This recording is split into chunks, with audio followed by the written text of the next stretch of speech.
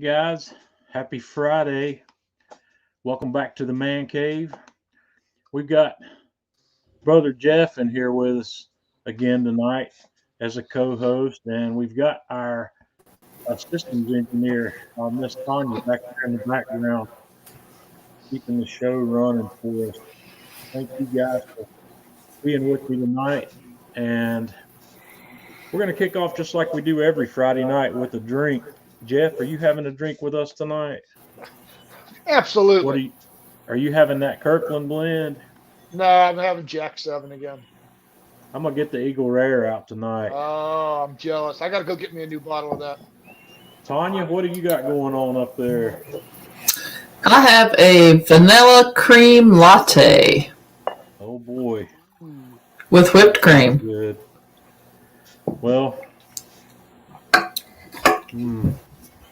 it smells good. Oh boy, I look so forward to Friday night. I tell you what, that Eagle Cheers. Rare I still think is my favorite. Well, let me tell you guys something. I got a real good friend, and I was gifted a bottle of Blantons last week, and I was going to drink that tonight. I actually had another glass of bourbon earlier this week. I opened up that Blantons. Russ, glad you could make it with us. If you guys are joining us tonight and having a drink with us, leave us a comment. Let us know where you're from and what you're drinking. And I'm having my Eagle Rare. Jeff's having a little Jack number 7. And Tanya's got, what kind of latte did you say you had going tonight? Vanilla cream. A vanilla cream. Tanya, I'm going to drop you down. We're going to bring you back here in a little bit. Okay. All right. Let's see here. But I tried the Blantons, and I'm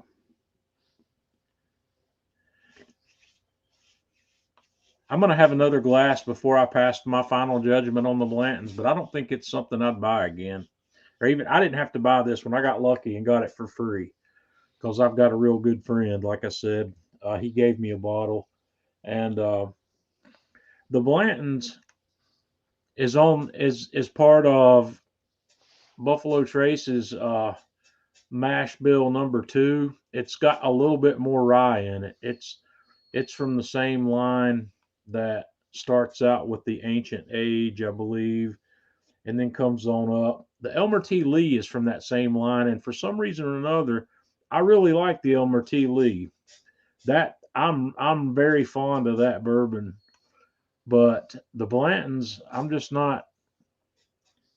I know that's like a sin because Blanton. I think Blanton's is as popular as a collector bottle as it is a drinking bottle. A lot of people love it. A lot of people like rye whiskeys better than I do, and I need to spend a little bit more time learning to taste rye whiskeys. And these are not heavy rye. They're the same kind of rye level that you would get from like Four Roses. If you've tried Four Roses, the Bullet bourbon is about the same rye factor, I think, is what I had with the Blantons. But Jeff, I'll hang on to some of that, and I'm going to include some of that on the next load I send out to Stephen Hickey, and I'll get you a sample of that Blantons as well. So.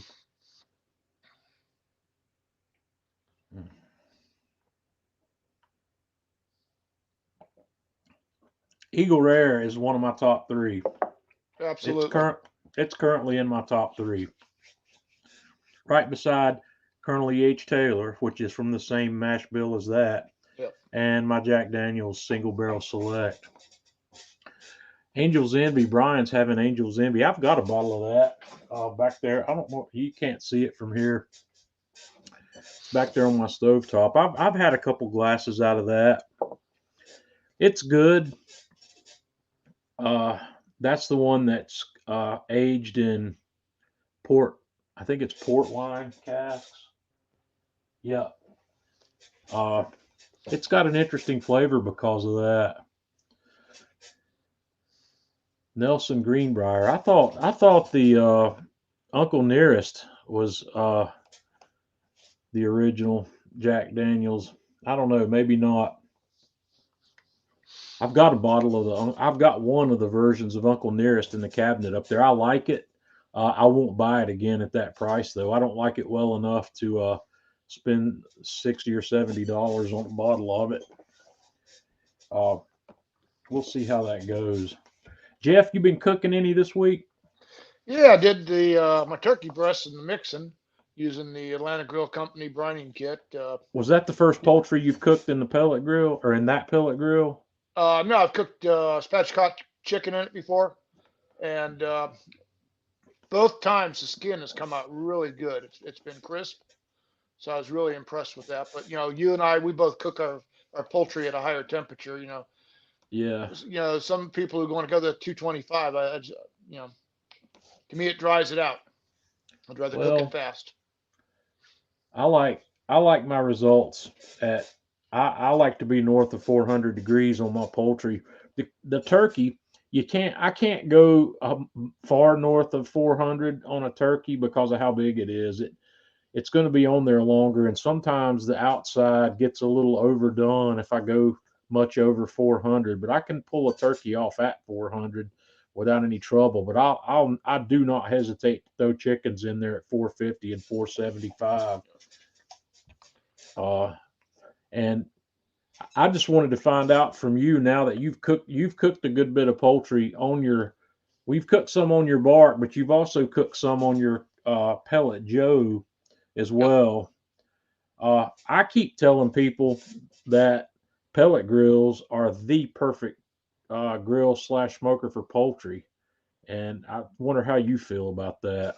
Oh, I definitely agree with you on that. As a matter of fact, the I for wings now, I think the Pellet Joe does a far superior job on wings. Yeah. Aaron, I do still use a pellet grill. The only one I have here at the moment is the Pellet Joe. The Rectech, I think Rectech makes a fine grill. I really do. I've never had my hands on one of them. Uh, but I know people who have the Rectech and they've got nothing but good things to say about it. I don't think there's any problems that I'm aware of. Scott, glad you could be with us tonight. But I've had a fun week cooking around here, and I got a whole string of photos to go through of some stuff I've done this week that I want to share with you guys. Thanksgiving's coming up, so I guess everybody's getting ready for that. I've been reading. See, Peter, glad you could be with us, and from Reno, he's having a 12 hours.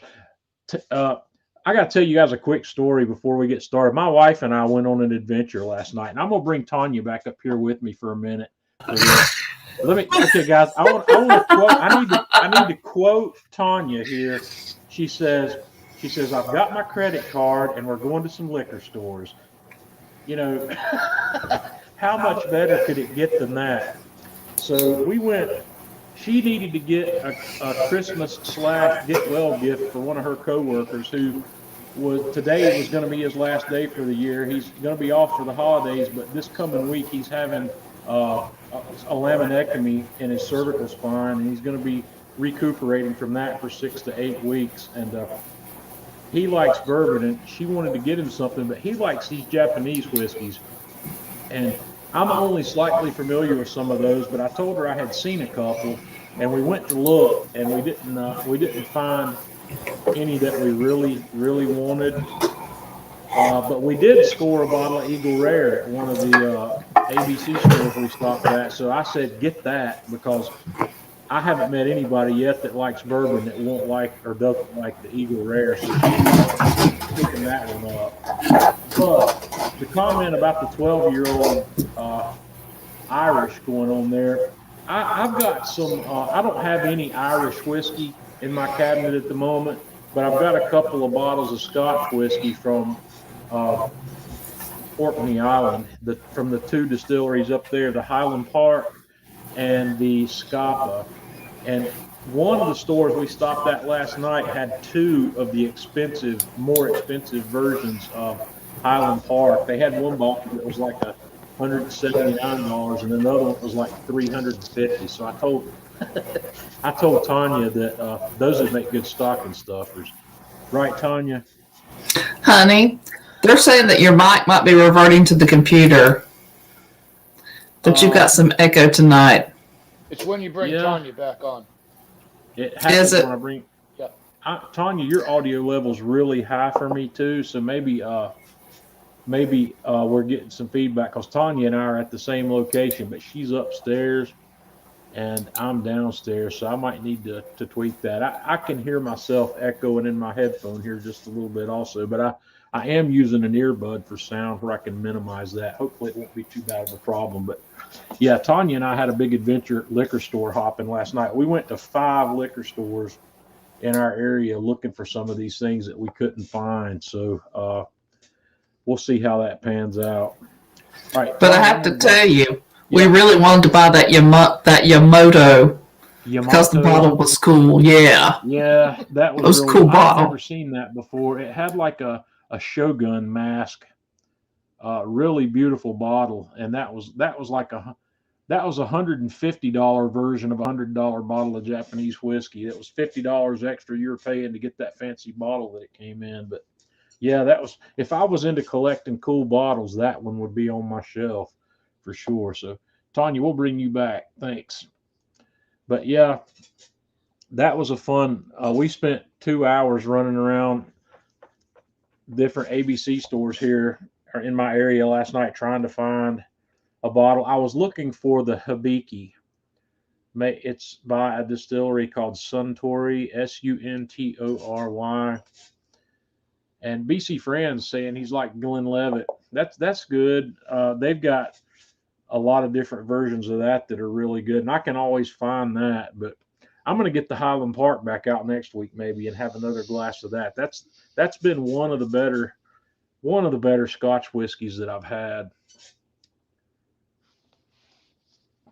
Calumet Farms. I haven't bought any of that, Andrew, but I'm going to try it. I've got a long list of stuff I want to try. It's unfortunate that I have to buy whole bottles of these things. I can't get the little small bottles of most of this stuff to try. So let's get into some of the stuff I've been doing this week. This one actually happened late last week. No, I did this one on Saturday. Uh, this is a keto project that I was working on. I graded some cheese. This is half Munster and half Colby. And let's see here. I just put that stuff in. I graded it. I graded about 4 ounces of each of those, and I put it in a mixing bowl, and I seasoned it a little bit. I've got some granulated onion up here, some paprika, some granulated garlic, and a little bit of cayenne pepper. These are about, for the quantities here, we had a total of 8 ounces of cheese.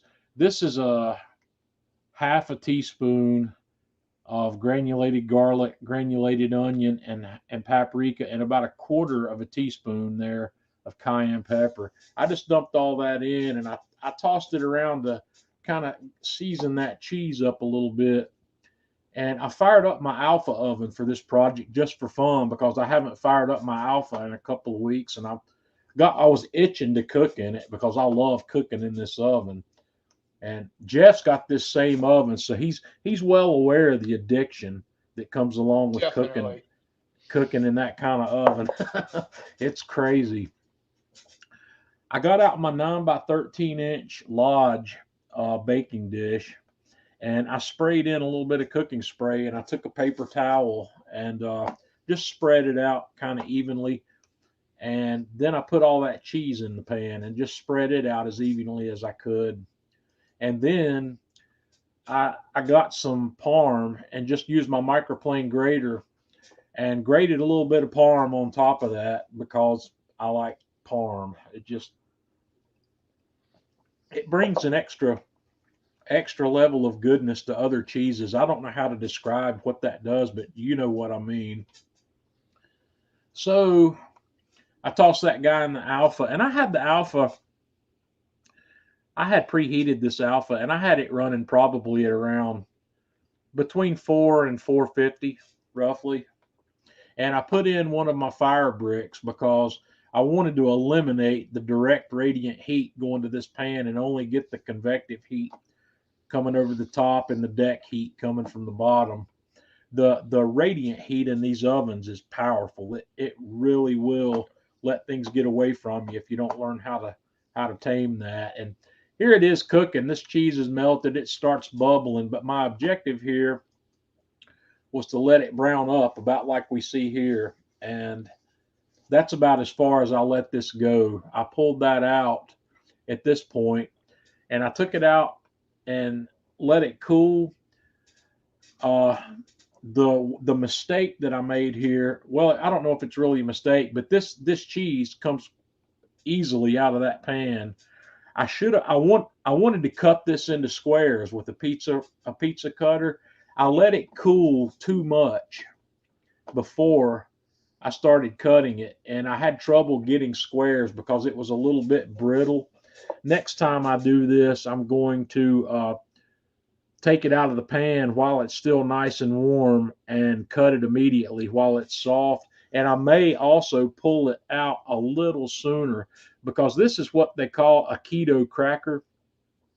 They're absolutely delicious. This brown cheese is addictive. Jeff, you said you had made these before, right? Yep, and I want to tell you something. I saw a variation of that today, where the person put one layer down of cheese, and then they put dill pickle slices in, and then they put another layer down. I And that saw looked I pretty saw a good. video of that too. I saw that, and I bet that would be good with the pickles. They put pickles in between a layer of cheese, and then they cut the pickles out. My coworker Thomas, the guy that I work with on the weekends, he makes this as well, and he puts a pepperoni slice in it or That on would be it, good too. and does it with a pepperoni slice. But these things are crazy good. They're keto friendly, and you can use it as a cracker, and you could cut it into any kind of shape you wanted if you don't let it get too brittle. This is the second time I made these. The first one I made, I did it in one of my Finex pans. That I did it in my 12-inch Finex pan that had the handle on it, and I wasn't able to turn it and rotate it the way I wanted to rotate it in the Alpha because of my handle, and I didn't get a good even cook on it. So I decided to do it again and use the 9x13. I was going to use a 9-inch pie pan, but I decided to go ahead and use the 9x13 rectangle because I could pull it. I rotated that guy several times during that cook to help that cook fairly evenly. But there's a couple of things you can do with this. You can make these crackers, and like I said, these are fairly brittle and they've got a good crunch to them. So it would make a good cracker. It would also make a good topping on a salad. If you wanted to crumble these things up, it would give you a something crunchy that you could put on your salad besides bacon or besides croutons. And Brian, yes, you can do this in a regular oven, and it would probably work a lot better and a lot easier and a lot more evenly in an indoor convection oven. I haven't done that yet simply because you know how I am. I went to the Jeff. We're a rare breed, Jeff, when we'd fire up a wood-fired oven to do this when it would be a 10-minute project inside, right? Hey, good fire is better, buddy. I know, but that's just because that's who we do. But yes, you could very easily do this in your indoor oven.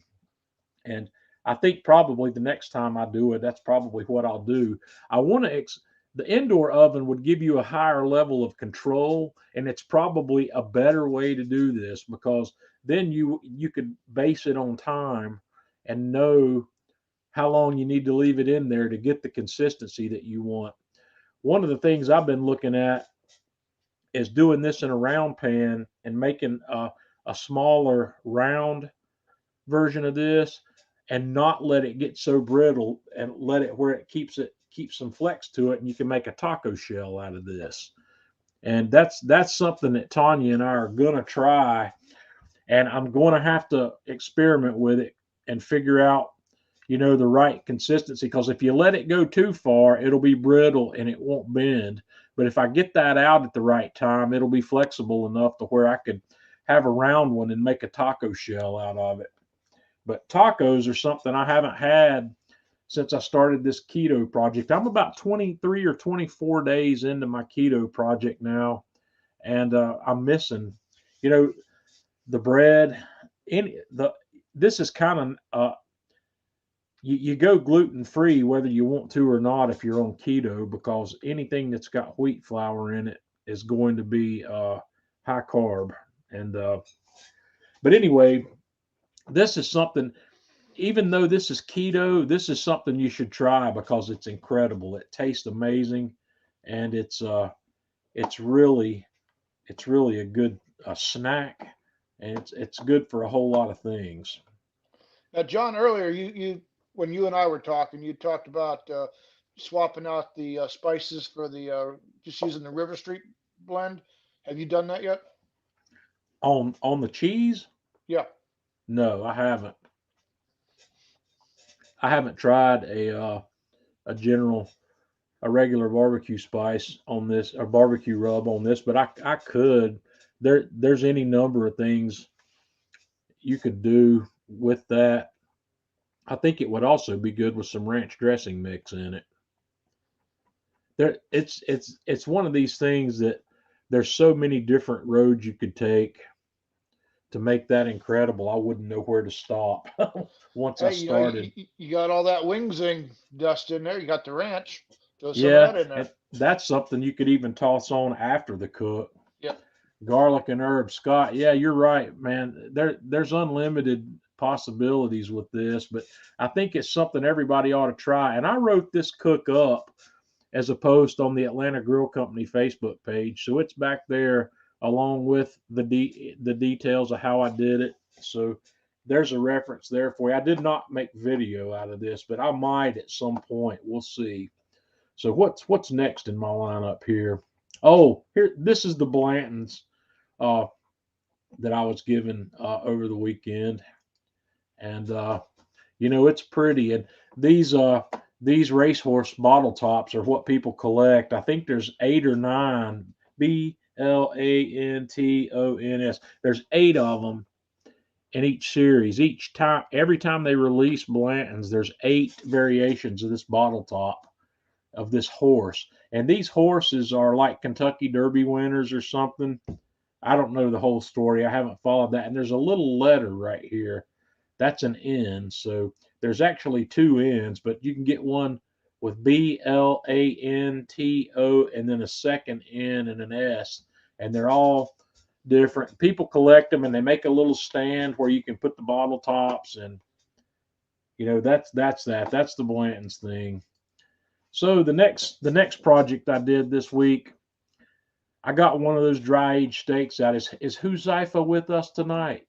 I haven't been paying attention to the comments. I'm hoping Huzifa's here. My mom just checked in, so yeah, mom was the beneficiary of half of this steak that we're getting ready to talk about. So yeah.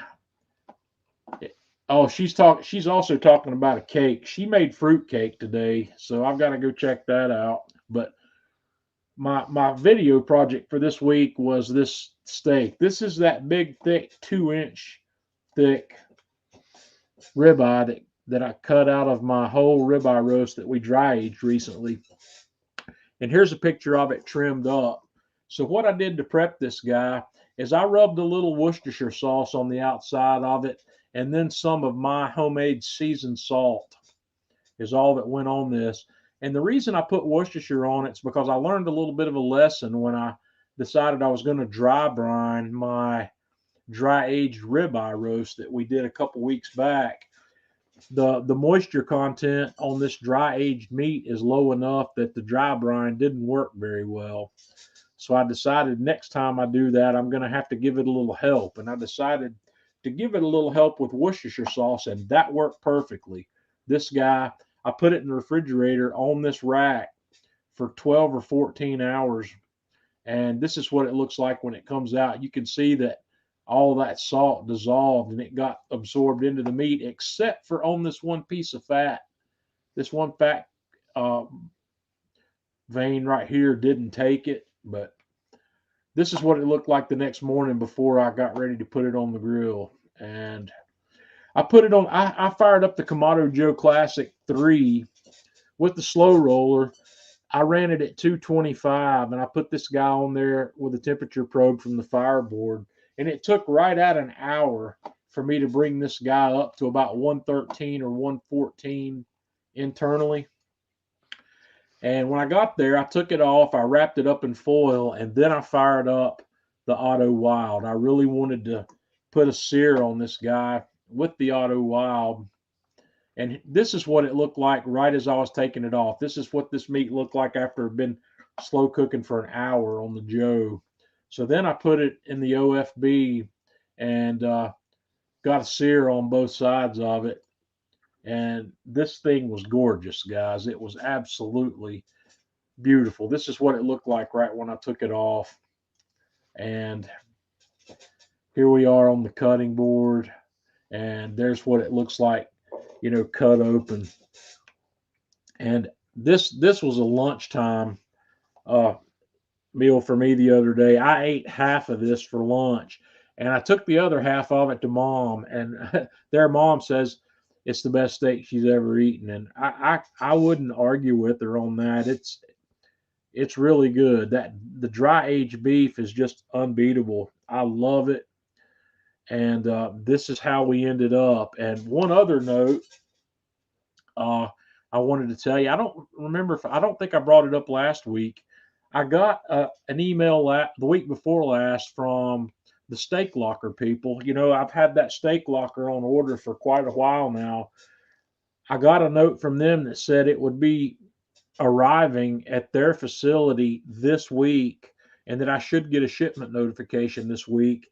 And I got my shipment notification today for that steak locker. So that thing's on its way to me, and it's going to be coming by an LTL carrier.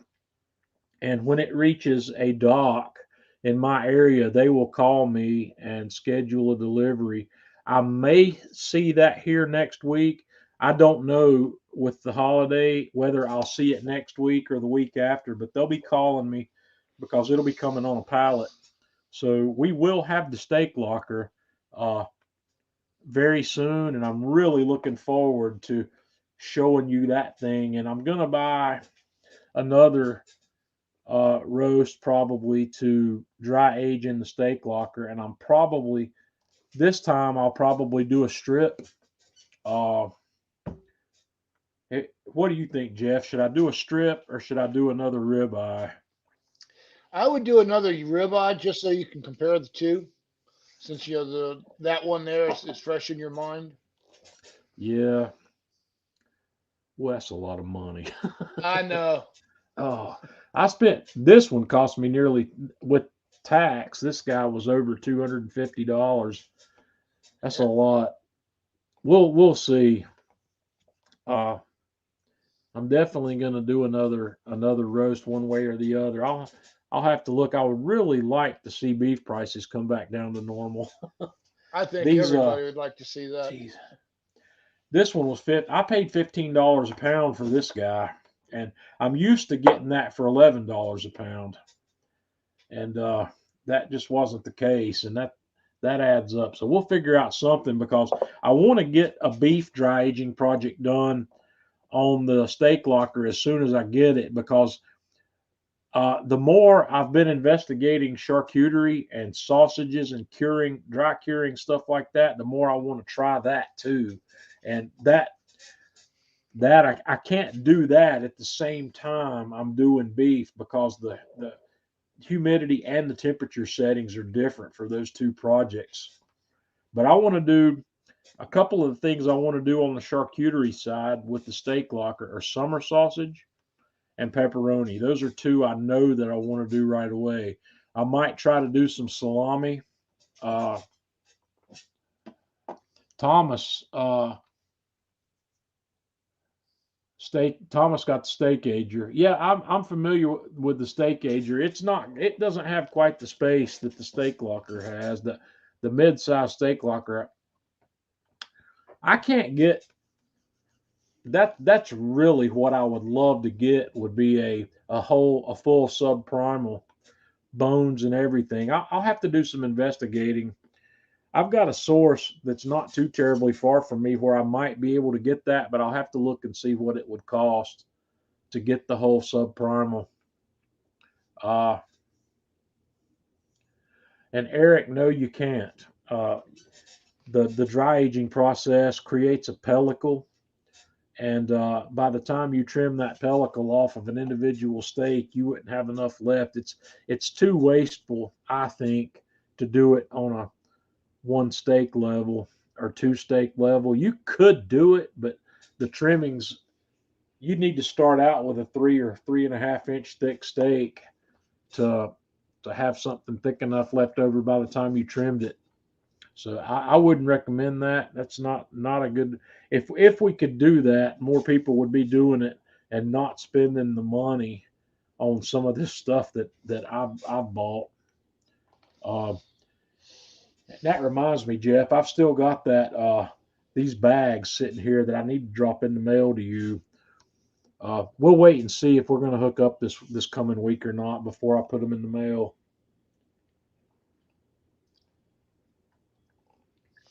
I've got 2 extra bags because once I get the steak locker, I don't think I'm going to use the bags anymore.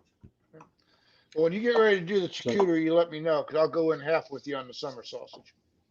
Okay, well, I've got the equipment I need. I bought a sausage stuffer a couple years ago because I found it at Academy Sports on sale for half price. It was $50 instead of $100, and the thing's still in the box. I haven't even unboxed it yet, but I've got to do some research and learn how to do that stuffing process. The making the meat for it, I don't have any fear of that at all. But doing the stuffer and getting those clips to tie those things off is something I need to investigate a little bit more and watch some more videos online. But yeah, I want to do a lot of sausage. I want to do a lot of dry cured sausages, and summer sausage is one of them. Yeah, but we'll see how that goes. The meat, Jeff, that goes into that stuff's not expensive. There's nothing. The materials you need to make summer sausage is cheap. I don't know what kind of beef and pork or whatever's going in there, but it's not high end stuff.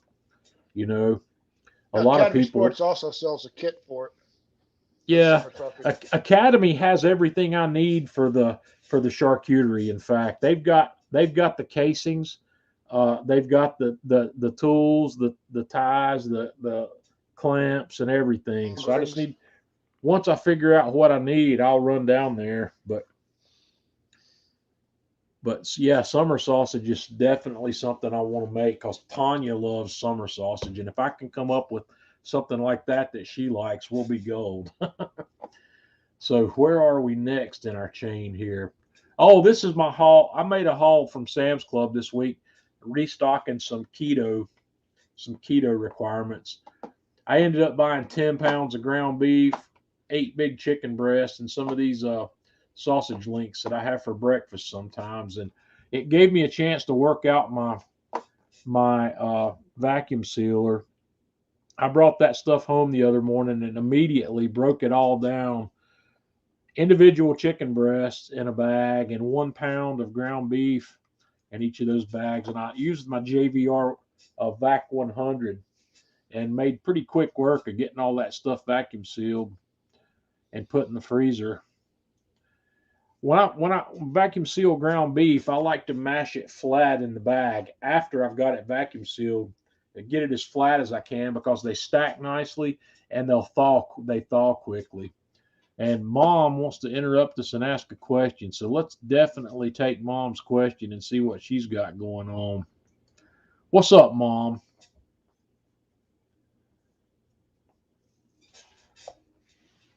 Let's see what Mom's got. Then we're going to talk about some cutting board maintenance that I've had to do this week.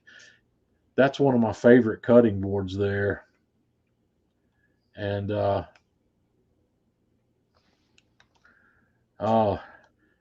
Mom, I don't know where I got that. It had to have been one of the ABC stores, because that's, you know how it is here in North Carolina. That's high enough proof that you can't buy it anywhere but an ABC store. So I don't remember buying it. That's what I'm saying. I don't remember giving you that even. But if I did, it came from an ABC store. So you just need to check. Check the one up there on 321 close to the house, because they'll have it. And if they don't have that same one, they'll have another one. Mom's one of the things my mom does when she makes a fruit cake is she soaks the raisins, and she had been soaking them in sherry, and she was out of sherry. So I said, why don't you just use some of that bourbon I gave you? And she said, well, I'll do that. And the next thing I know, she's told me she soaked them in apple brandy, which would be fine as well. But yeah, Russ says, how about a local bootlegger? Russ, I guarantee you they're out there where I live. I don't know who they are. I do. When I was in high school, I did know one guy that made apple and peach brandy, and I got a hold of it more than once. But don't tell my mom, because my mom's listening. I was underage. So. Oh, you're in trouble now. Yeah, well, my mom is well aware of the fact that I had a drink on occasion before I was old enough to legally do so. She's fully aware of that. That's not news to my mom. The good news about it is I'm still here to talk about it, so it wasn't all bad. I'll bet you there's not much your mom doesn't know. No, my mom knows everything there is to know. She sure does. I know mine did. She says I stupidly came home drunk. Yeah, well, that happened. Yeah, I think might be guilty of that once. I can recall two or three times I got caught doing that. So luckily, I wasn't driving. I wasn't driving any of those times. I couldn't have driven most of those times. So anyway, it's back to business here. Cutting board maintenance.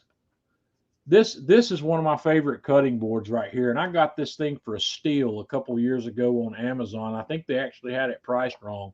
This is a brand called Teak House. They actually sell this brand at Atlanta Grill Company, but they don't have this particular board. This, as you can see, is an ingrain board.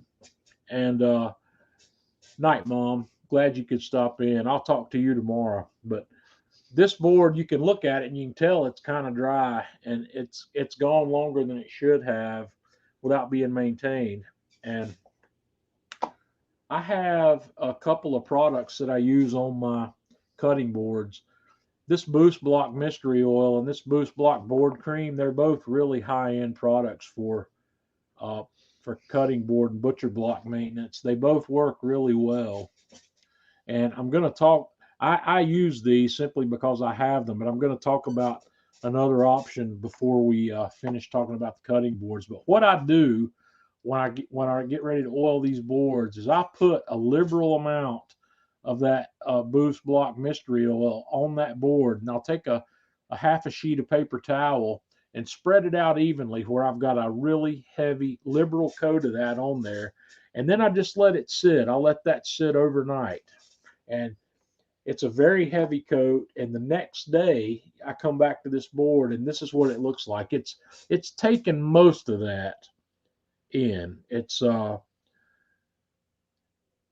absorbed a good bit of that. There's a pool of it all the way around my juice moat here, that at this point I'll take a paper towel and buff off all that I can. And also, what you didn't really see here is I put a little bit of that. I rub a little bit of it on the side surfaces at the same time I put it on the top. But I'll buff this off as good as I can get it, and I'll let it sit another day, and then I flip the board and do the exact same thing to the other side to give it a good chance to absorb as much of that oil as I can. Jeff, you're a woodworker. You do some amazing woodwork. So have I done anything improperly there, or is there a better way to do it? Nope, you've done it just the way it needs to be done. You got to let it sit so it absorbs real good. And the reason why it doesn't absorb real good in your drip trough was that drip trough is cut with a router bit, Hmm. and as that router bit cuts, it kind of polishes that wood so it doesn't absorb like the traditional end cut does. I So never even that's why thought it kind about of that. pools in there. Okay. Well, so at this point, I just buffed the board off, and it's good to go. And I've re oiled my main three cutting boards this week, and I'm still working on them. I've got one over here behind me, and that one that's in the pictures over here with the backside of it soaking right now. But here's the cheap thing. Those cutting board oils are not real cheap. I don't remember what I paid for that. That big bottle of mystery oil that I bought was expensive. It was $25 or $29 or something. But I'm going to tell you a secret about cutting board oil. You can go to Walmart and go to their health section and buy a 16-ounce bottle of their mineral oil that's used as a laxative. And it is the exact same oil that's in cutting board oil, I think. Jeff, am I right or am I wrong? No, you're right, but I think the booze cutting board oil has some other additives in it. It's not just the mineral oil. It does. The it doesn't list it on the bottle. The board cream lists that it has mineral oil and beeswax in it. Yep, But you're the bottle of the mystery oil does have something in it that's a yellowish in color. It's not clear like a typical cutting board oil, mineral oil. But when you maybe a see, glycerin. yeah, it might be. But when you see cutting board oil sold at various places in a bottle, and when the liquid in it is clear, chances are it is no different than the Absolutely. the the same stuff you would buy as a laxative at Walmart. And the 16-ounce bottles of that at Walmart are $2. They're $1.98, and I would have no hesitation at any point to use those to oil my cutting boards with. Some people tend to get hung up on the bottle specifically stating that it's food grade. Well, I can tell you the laxative bottle doesn't say that it's food grade, but if they expect you to take it orally, I can promise you that it's food grade. Food grade. Yeah, it's safe to consume if you're going to drink that stuff as a laxative. And I don't know, some people have a hang up about oiling their cutting boards with a laxative for some reason or another, but it is the exact same oil. You got to trust me on that. The there may be I think the one that has laxative listed it has vitamin E in it. I don't know if your typical cutting board oil would have vitamin E added to it, but it is what it is. It's not going to hurt it.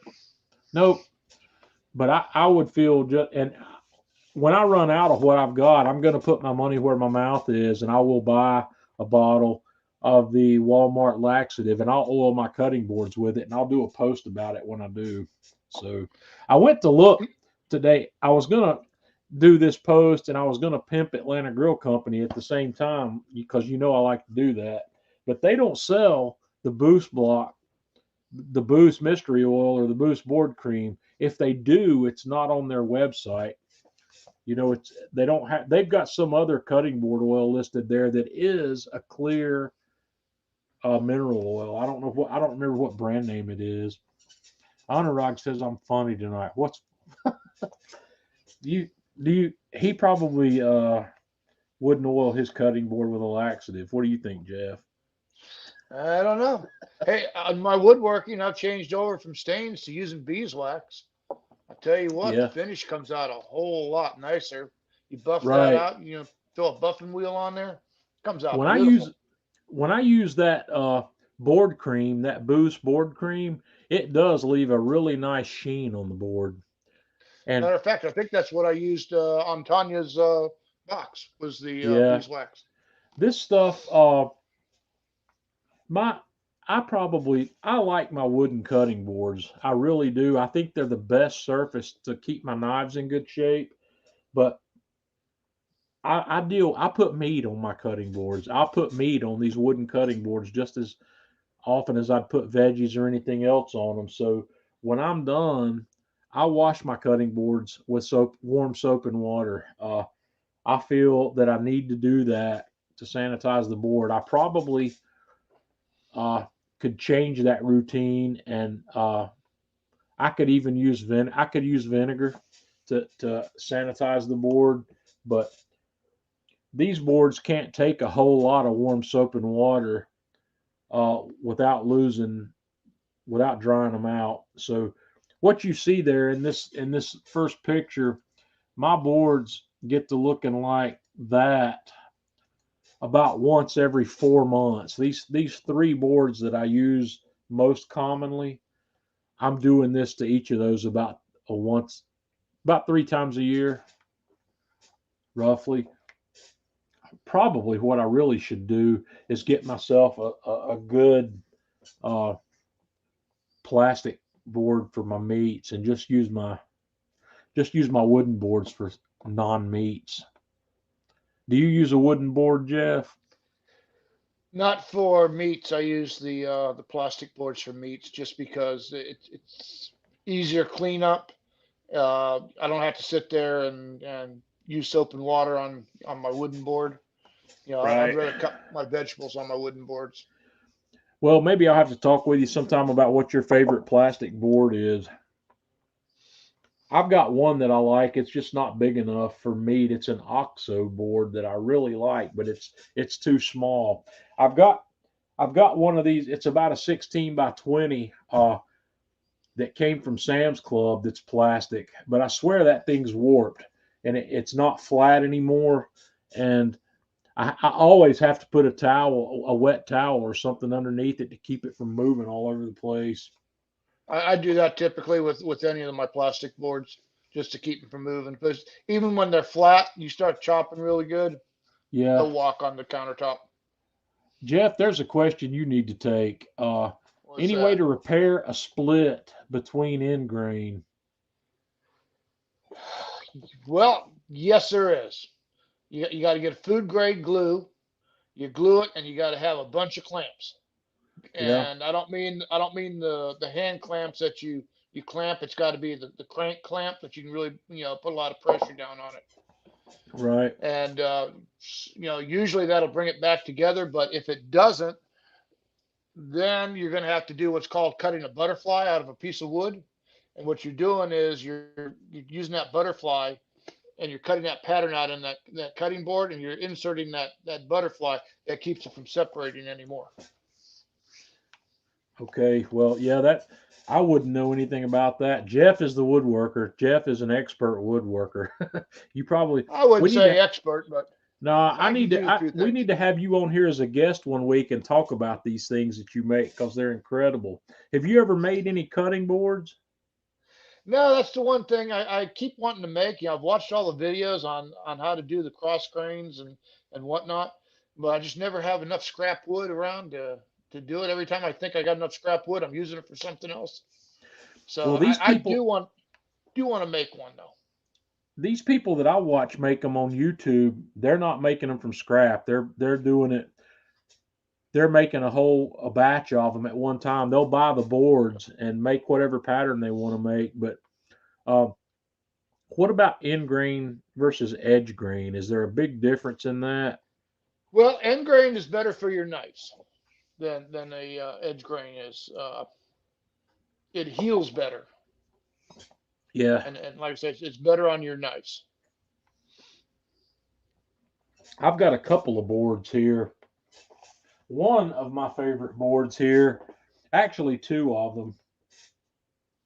I've got a small board that was given to me as a wedding gift by a good friend of mine the first time I got married, which was in 1999. And I'll have to bring that board onto the show one time. I don't have it here close to me, but it's a small board. It's about maybe 10 by 10 or 11 by 11. It's a small board, but it's got some exotic woods in it, and I love the thing. It's got feet, rubber feet on the bottom Yep. on one side, and I have rehabbed that board twice now. And what I do is when it gets really beat up, it's edge grain. It's not end grain. And I'll get my little handheld orbital sander out. I'll sand that guy down with progressively finer grits of sandpaper and get a real smooth sheen back on it and oil it back up, and it looks brand new again when I do that. But you can rehab a wooden cutting board if you want to do it. You don't, when they get really worn out and get gouged up, you don't have to. If it's a board you love, you don't have to throw it out. You can fix them. There's another question for you, Jeff.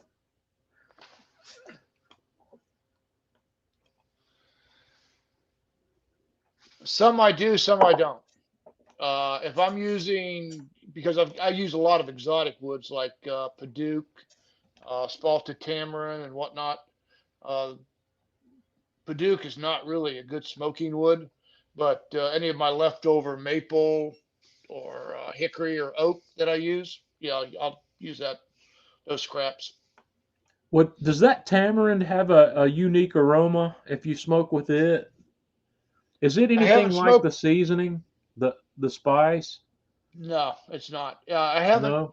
The only reason why it's called spalted tamarin is because of the grain of it. It's got this black grain that runs through it, and it's just not a very good wood for smoking. I mean, basically, what you have to do is look up, is this wood good for smoking, and verify whether or not it is. A lot of your exotic woods from South America and Africa, they don't recommend for smoking. Right. All right. I got a couple more quick things we want to talk about on the cooking front. I made myself a bachelor dinner one night this week. I got out one of my uh, carbon steel skillets that I like to cook in, heated it up, put some oil in it, and I got some shrimp. I got a half a pound of these shrimp in there, and I seasoned those up with some of that River Street Seaboard from Atlanta Grill Company. I cooked those, and what I was going to do was make myself a pseudo Alfredo sauce to go with that. So after I got the shrimp cooked, I took them out of the pan, and in the meantime, I had some of these green beans steaming over here on the side. And I took the shrimp out of the pan, and then I melted some butter in the pan, put a little bit of heavy cream in behind it, and got that going. And what you don't see here is I put in some grated Parm, some grated Parmesan cheese, and I stirred that and let that thicken up. Put the shrimp back in there, put the green beans back in there, toss that together. And guys, that was an incredible, quick and easy meal that was shrimp and green beans with a pseudo Alfredo sauce. That sauce, I also added a little bit of salt and a little bit of black pepper to that. Very quick, very easy meal. It was delicious. It was amazing. Uh, that night, I had fixed Tanya something else. Tanya had spaghetti that night, and this is what I had for dinner that night after I had cooked the spaghetti. So that was absolutely delicious. Uh, I did a little project with black garlic this week too that I've posted a little bit about. This clove of black garlic was given to me. I made some, but it wasn't as good as this, and we'll talk about that later too. I took this black garlic. I had some leftover heavy cream from that project the shrimp project there. I took my small KitchenAid mixer, put the whisk on it, and I had nearly a quart of heavy whipping cream. I put that guy in there and let the mixer go to work on it and let it. What we're doing here is making butter. We're turning that heavy cream into butter by just whipping it.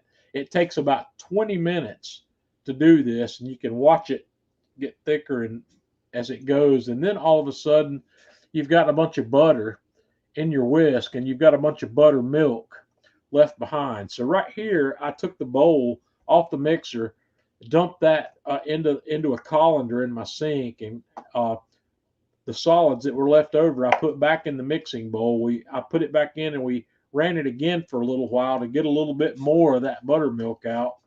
So then I took the butter out of that whisk that was collected there, put it in a colander, and kind of squeezed it around with my spatula a little bit to squeeze out any additional buttermilk we could get.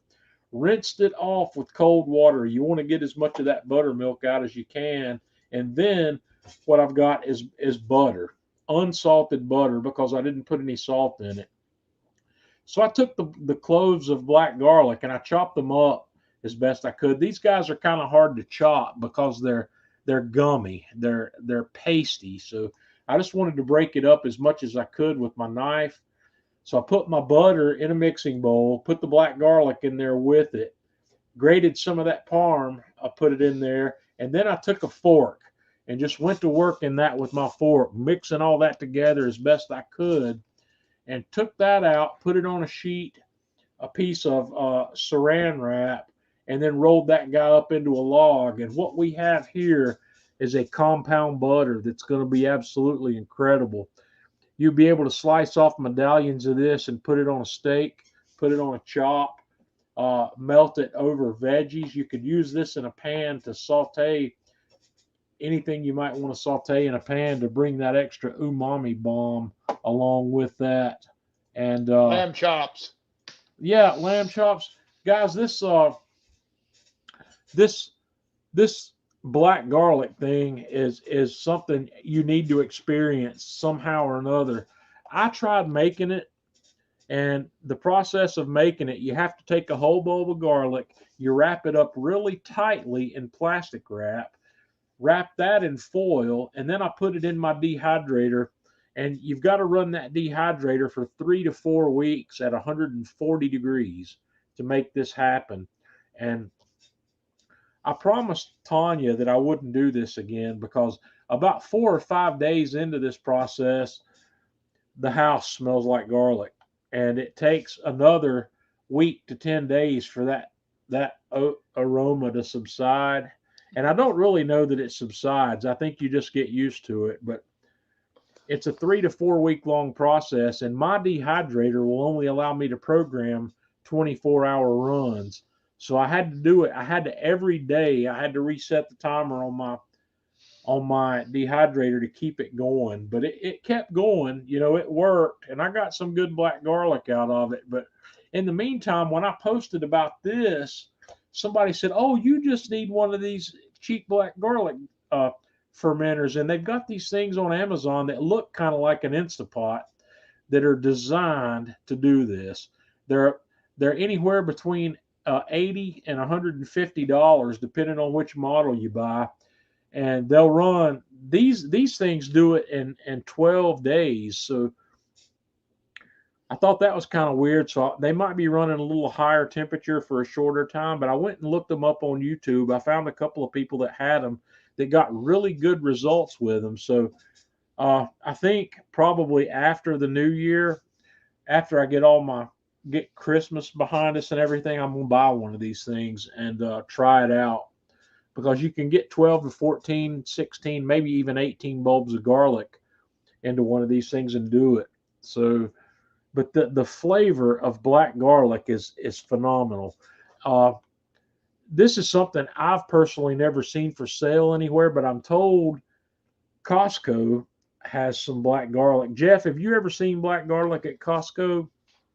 No, but that doesn't mean it's not there. It just means I haven't looked for it. Yeah, I've been told that they have it, but the flavor of this stuff's incredible. The stuff that I made, I found myself eating raw cloves of black garlic. What this is, the reason the garlic turns black is because it's caramelized. What's happening is very slowly over a long period of time, the Maillard reaction is occurring, and it's caramelizing this garlic. So it Cindy says that World Market has it. And Russ says there's a truffle, Parmesan, and black garlic seasoning at Costco. So yeah, there's stuff out there. If you haven't experienced black garlic, I want you to look for it, because this is a flavor that there's nothing like it. I can't compare it to anything else. It's on the umami scale, but it's not the same kind of umami you get from like dried porcini or dried portobello or dried shiitake mushrooms or Worcestershire sauce.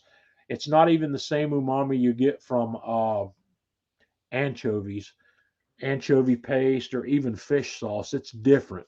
It's an umami that has some kind of crazy sweetness behind it. It's a low level sweetness. I don't know how to describe it. Jeff, have you tasted this stuff?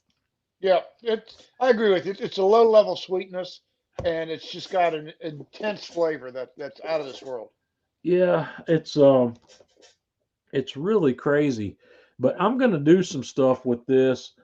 That the cool thing about I made a post about this, and I made it. I think I made the post on the Man Cave Meals page. Sometimes I forget where I've put stuff. I've got stuff going so many places. But compound butters are something that everybody needs to get familiar with because you can and don't feel like you need to go to the trouble to make your own butter with heavy cream. I just didn't want to throw that heavy cream out, and I didn't have another use coming up for it. Get stick butter from the grocery store, and don't even buy an expensive stick butter. Buy your grocery store house brand unsalted stick butter, or you can do it with salted butter if you want to. But get a pound of butter, let it sit out on the counter for 4 or 5 hours, let it come up to room temperature, and then just add your stuff to it. Add whatever you want to put in there. A couple of compound butters that I've made in the past that are really good. Blue cheese. Get crumbled blue cheese and put it in butter. Make your compound butter with that. Uh, Another one that I've liked is the honey sriracha. Put some honey and some sriracha sauce in it. Uh, Another compound butter that I really like is garlic and dill, roasted garlic and dill. Roast a couple of cloves of garlic, or roast not cloves. I would roast 2 bulbs of garlic, put it in a pound of butter, and put a tablespoon of dried dill in that, and you've got a beautiful compound butter there that you can do a lot of cool things with. But compound butters are uh, under underused and maybe misunderstood. They're real easy to make. You saw how I did it here. Take your stick butter and do the exact same thing I did with that, but put stuff in it you like. Put molasses and cinnamon, or honey and cinnamon. Run amok. Run them up. Yeah, that Get maple that run syrup. amok vanilla cinnamon. Oh They've got man, vanilla. Yeah, you could even put vanilla in your butter. It's unlimited. Put things that you like in your butter that you're going to put in, and things you can use that for. Like I was talking about, you could put a medallion of that on a steak and let it melt on there. You could do it on pork chops. You could do it on fish. You could do it on vegetables. Uh, you can use it in a pan to scramble your eggs in. Uh, you could take one of these sweet ones that we've been talking about, like with cinnamon and molasses or whatever, and use that butter on your toast. Use it on a waffle. Use it on pancakes. There's just butter can carry a lot of great flavors with it, and the limit of it is just your imagination. So, where do we go from there? it's going every direction when you talk about compound butter. Yeah, You got breakfast, lunch, dinner, and desserts. right. So we're getting ready to wrap up here. The gadget of the week this week is the Luft lighter. I got an email from these guys a couple weeks ago, just out of the blue.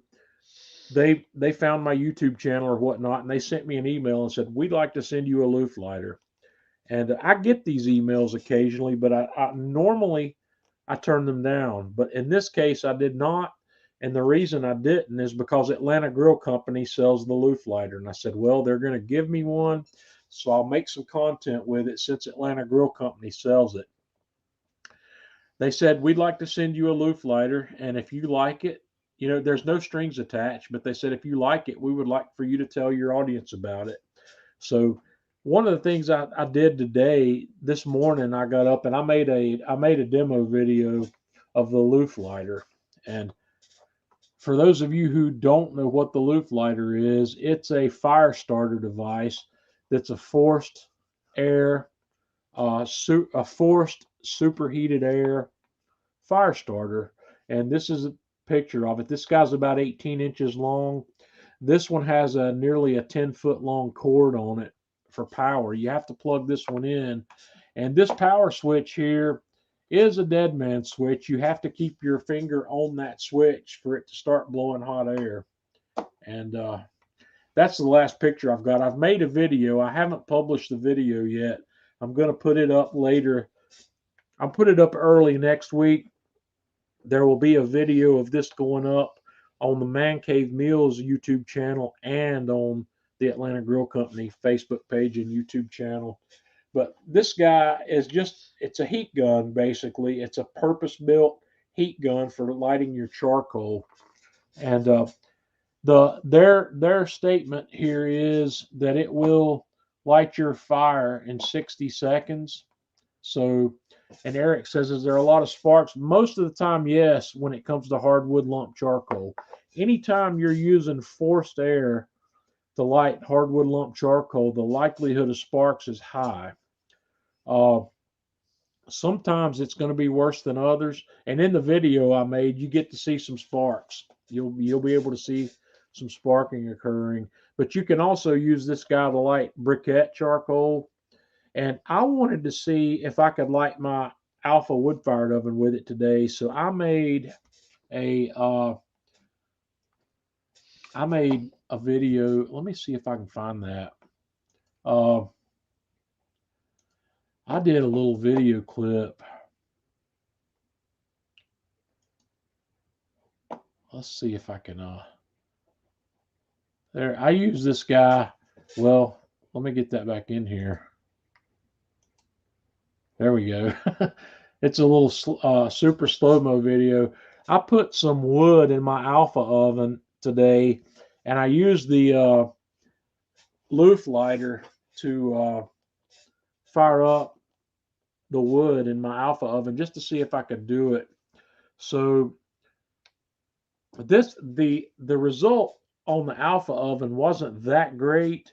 It took me nearly 3 minutes to get the fire going on the Alpha, but that's going to be based on how fine a kindling I've got. If I would have had some really small kindling in here that could have got going quicker, this would have got going a lot quicker, and it would have worked. And Hank, I don't know what the BTU output on this gun is, and Brian, I do have a grill gun. That's another toy that I have that I play with. The grill gun also doesn't work that great for lighting the Alpha oven, but we'll talk about that more later. Ed, glad you could join us tonight. But the loop lighter works pretty well. When the loop lighter people contacted me and offered to send me this, I sent them an email back and said, yeah, I said, I'd like to have one, but I also explained to them, I said, I do social media for Atlanta Grill Company, and they sell your product line. And I said, guys, I would really like to have one of the Loop Lighter X models. And the difference between this thing and the Loop Lighter X, the Loop Lighter X is battery powered. It's got a self-contained rechargeable battery that you can plug in where you don't have to plug this guy into an outlet. My situation here is I have to use an extension cord, and the extension cord, I'm going to lose some voltage between my outlet and the loop lighter on a 25-foot extension cord. So I'm probably compromising the ability of this device a little bit when I do that. I don't know by how much. And the thing is, I think the battery powered one is a better solution simply because you don't have the cable. However, you pay a price for that. You pay a pretty hefty price for that convenience. The loop lighter one, which is what I have here, is $99. It's a $100 toy to light your fire. The loop lighter X that has the rechargeable lithium ion battery that you charge, it's got a charging cradle. That guy's $2.99. That's expensive, but if you want real portability and real usability, that I think that's the one that's the most functional. I don't Yeah, that I Loop don't know who Fighter the X, audience. we use that down at the Ace Show, John, and Yeah, they rate it at being able to light 10 fires off of a charge, and it worked 10. pretty well on lighting up the Alpha One. Okay, Jeff, when y'all were lighting the alphas down there with the X, what kind of kindling were you using? Was it pretty fine? What was Yeah, your what? we use the fine kindling. I mean, if you're trying to light up a regular log on that thing, it's going to take a long time because Right, I that was mean, my problem. I obviously, the didn't have. bigger the mass, the longer it Yeah, takes to heat it if up. if I would have had some matchstick size kindling, I probably Yeah, could have had that thing lit in 30 to 60 seconds, but I that or a little didn't. paper in there, to Yeah, I didn't have it down fine enough for that. And I commented on that when I made my video. I said I need finer kindling for this process. So, and I also talked about the voltage drop that I was going to suffer from a 25-foot extension cord to get to my places. But everybody, that's a consideration people have to make when they use something like this. Everybody's grill is not always 10 feet away from a power outlet. In fact, a lot of them aren't. So, uh, Thomas wanted to know if I had a coupon code for the Loop Lighter X. I do not. I do not have a coupon. I do know this: the Loop Lighter One that I demoed here is on sale right now, direct from Loop Lighter. Atlanta Grill Company didn't have it on sale, but Loop Lighter had it for $69 instead of $99. So it's 30% off or whatever temporarily at Loop Lighter. And when I asked them about, can I have a Loop Lighter X, they said they couldn't, they told me they couldn't do that right now because they're having supply chain issues. And I can understand that. And they said maybe down the road. So, I don't really think they'll be sending me a Loop Lighter X. But what I'm going to do, in hopes that they might send me one, uh, I'm gonna I'm gonna post about the Loop Lighter X periodically for a little while. I'm gonna use it. I'm gonna use it to start some fires. I'll show it and I'll tag them in it, and maybe they'll send me one. But that, to be honest and straightforward with you, that $300 is more than I would spend on a toy like that. Uh, Somebody mentioned the grill gun earlier. I bought the grill gun and I paid $150+ for that. Uh, I wanted the grill gun because I thought the grill gun would be a good tool for lighting the Alpha, and it might be under the right circumstances, but I really still like using starter cubes in the Alpha because I can stack my kindling in there. I can put one starter cube in it.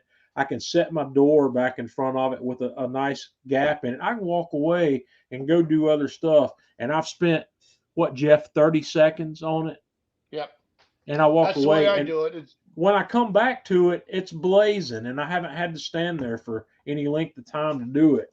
Uh, the grill gun, in terms of Kamado grills, I feel the exact same way about it there. I can use the grill gun to light a Kamado, but let me tell you something. I've watched other people's video reviews of the grill gun, and they talk about bringing a Kamado grill up to searing temperatures with a grill gun in just a few minutes. And I'm going to call BS on every one of those videos because you can't do it. Uh, not in just a few minutes. You can't get that charcoal hot enough to have a big searing charcoal zone without you maybe could do it in 8 to 10 minutes is what it would take. Well, let's say 6 to 8 minutes you might be able to, but that means you got to stand there for 6 to 8 minutes and do that. I can do the same thing by putting either 3 or 4 fire starters in a charcoal bowl and a Kamado and lighting those, close the dome, open my vents fully, walk away from that, and I come back to it 10 to 12 minutes later, and that thing's blazing hot, and my ceramics are hot at the same time. Your ceramics aren't getting hot when you are firing it with a grill gun because the ceramics aren't getting hot, because the dome's open. But it is what it is, and I don't want to discourage anybody from buying these toys and playing with them because I think they're cool. I think the grill gun's a cool toy, but it is an expensive way to light a fire. You know, I can spend 25 cents on fire starters and have my grill going, my wood fired oven going. Jeff, what do you have any toys beyond fire starter cubes that you use to light your grills? I don't recall ever seeing you do anything like Well, that. I use my propane torch. I've got a propane torch that puts out a Yes, wide, and that's I'll a use cool. that That's on a good tool. That's an I'll use excellent that tool. on the Kamado. I've You got know, one of those too. I bought one of the Bernzomatic yep. torches that attaches to one of the little blue oblong propane cylinders, and I think I paid maybe $50, maybe $49 or $59 for that tube. It's a nozzle that's on a flexible hose that I can use. That thing's pretty cool. And in the greater scheme of things, I think that might be one of the better It is. solutions for lighting a fire. And You use it about a minute, close it up, and you're good to go. I really should do a demo video on that. I have that. I have that tool and it works great. And that tool has a lot of other functionality. I use that torch when I'm lighting one of my smoker tubes full of pellets. I use that Yep. thing to light that as well. And it works really well. It really does.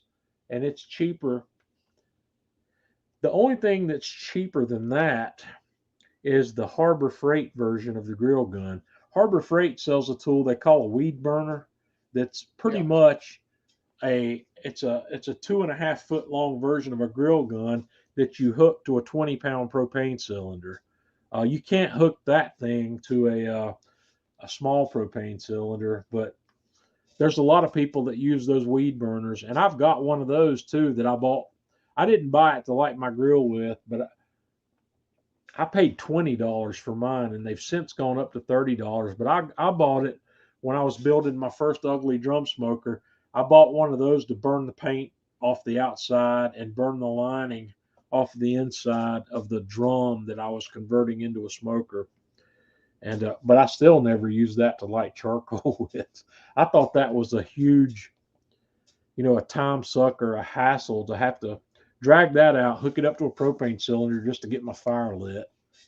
And plus, the amount of sparks that thing puts out is just ridiculous. Well, yeah, and at the time, sparks weren't even an issue for me because I was using Kingsford briquettes, and they don't spark when you throw a torch to them. So, all right, we're about ready to call it a night here.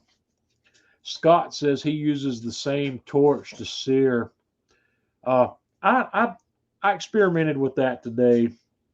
This I cooked a half a pork loin today, and did I take pictures of that?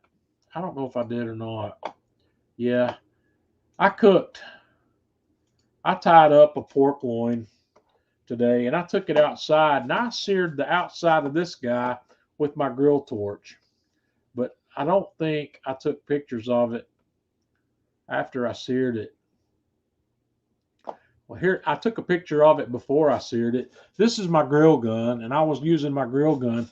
I used my grill gun to sear the outside of this guy, but I didn't take a picture of it. This is what it looked like after I seared it. That thing is just too powerful to do a good sear. I get too much char at any level with that. But anyway, this is my Anova precision oven that I put in the sous vide mode and cooked this pork loin, and the results of this pork loin were off the hook. This is that pork loin, tender. It's the juiciest pork loin you'll ever have when you only cook it to 140 degrees. And for me, I would be happy at 135 degrees on that pork loin, but my wife won't be. Tanya, let's get Tanya back in here. Hey, Tanya.